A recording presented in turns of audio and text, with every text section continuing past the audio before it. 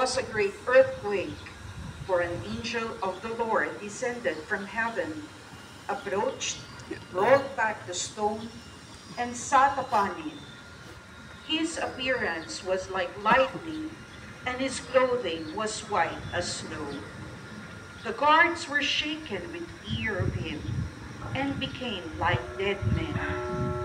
Holy Mary, Mother of God, pray for us sinners, now and at the hour of our death. Amen.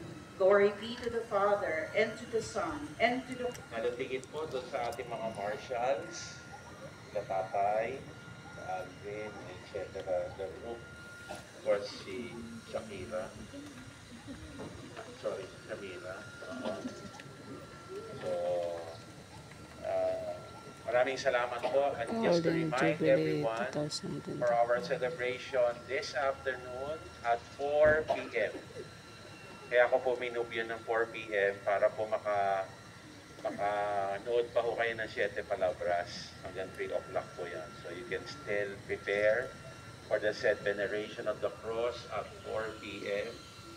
And then after the 4 p.m., of course, we are asking the Son and the Holy Spirit.